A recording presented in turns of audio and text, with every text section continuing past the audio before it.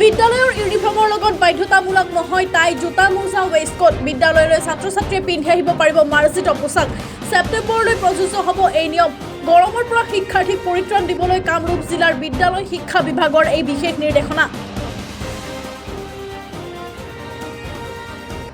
চিত্ৰশিল্পী মাৰ্চেল বৰুৱালৈ আদালতৰ সমন গছ কটাৰ সময়ত ছবি অঁকাৰ বাবে মাৰ্চেললৈ সমন বৰলুত গছ কটাৰ সময়ত ছবি অংকন কৰিছিল মাৰ্চেলে অহা 25 জুনত মাৰ্চেলক আদালতত হাজিৰ হ'বলৈ নিৰ্দেশ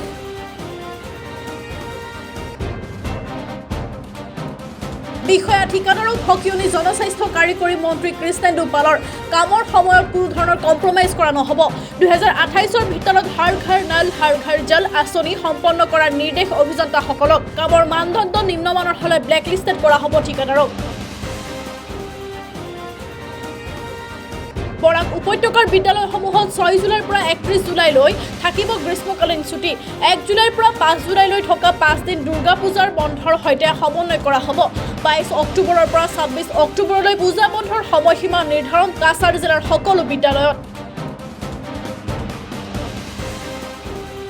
ব্ৰিটিছ সংসদত ভাষণ প্ৰদান আউনীআটী সত্ৰৰ সত্ৰাধিকাৰ পীতাম্বৰ দেৱ গোস্বামীৰ সত্ৰাধিকাৰগৰাকীয়ে ব্ৰিটেইনত থকা ভাৰতৰ উচ্চ আয়ুক্ত কাৰ্যালয়লৈ গুৰুৱাসন আগবঢ়ায় শ্ৰী শ্ৰী পীতাম্বৰ দেৱ গোস্বামীৰ অনুষ্ঠানত নগাঁৱৰ জাহ্নৱী বৰুৱাই পৰিৱেশন কৰিলে মাধৱদেৱ বিৰচিত ঘোষা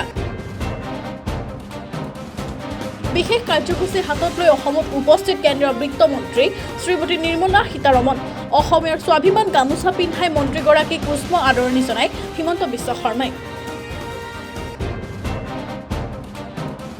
আজি হাইকোৰ্টত মহাবীৰ একুৱাৰ সম্পৰ্কত শুনানি সিদ্ধাৰ্থ শৰ্মাৰ খোৱাপানীৰ প্ৰতিষ্ঠান মহাবীৰ একুৱা চিল হৈ থকা মহাবীৰ একুৱা খুলিবলৈ আবেদন হাইকোৰ্টত পূৰ্বে ফাষ্ট ট্ৰেক কোৰ্টত নাকচ হৈছিল মহাবীৰ একুৱাৰ আবেদন পাঞ্জাবাৰীত স্কুলীয়া ছাত্ৰীক অপহৰণ নিয়াৰ মেঘালয়ত উদ্ধাৰ 13 বছৰীয়া ছাত্ৰী অপহৰণৰ অভিযুক্ত জাকিৰ আলী পলাতক প্ৰধান শিক্ষকে মতা বুলি কৈছিল ছাত্ৰীগৰাকীক বৰ্ণিহাটৰ পৰা উদ্ধাৰ কৰা হৈছে ছাত্ৰীগৰাকীক ঘটনাৰ পিছতেই এজাহাৰ দাখিল পৰিয়ালৰ কামাখ্যা ৰেলৱে ষ্টেচনৰ 1 নম্বৰ প্লেটফৰ্মত জব্দ জালনোট 23,63,000 জালনোট সৰবৰাহ কৰিছিল সৰবৰাহকাৰীয়ে 3টা মোবাইল জালনোট সহিতে গ্ৰেপ্তাৰ 3গৰাকী সৰবৰাহকাৰী আটাইকেইগৰাকী সৰবৰাহকাৰী উত্তৰ প্ৰদেশৰ বুলি চিনাক্ত সৰবৰাহকাৰী কেইটাই মা কামাখ্যা ধাম দৰ্শন কৰিবলৈ অহা বুলি মন্তব্য কৰে 21 লাখ টকা লৈ উঠা হয় যোৰহাটৰ বিমান দুৰ্ঘটনাত নিহত শ্বহীদ শুভমৰ পত্নী ক্ষতিপূৰণ হিচাপে চৰকাৰৰ ফালৰ পৰা শ্বহীদৰ পত্নীক প্ৰদান কৰা হৈছিল এই 21 লাখ টকা 21 লাখ টকাৰ প্ৰদানৰ বিষয়ে অৱগত নাছিল শ্বহীদ জোৱানগৰাকীৰ পিতৃ-মাতৃ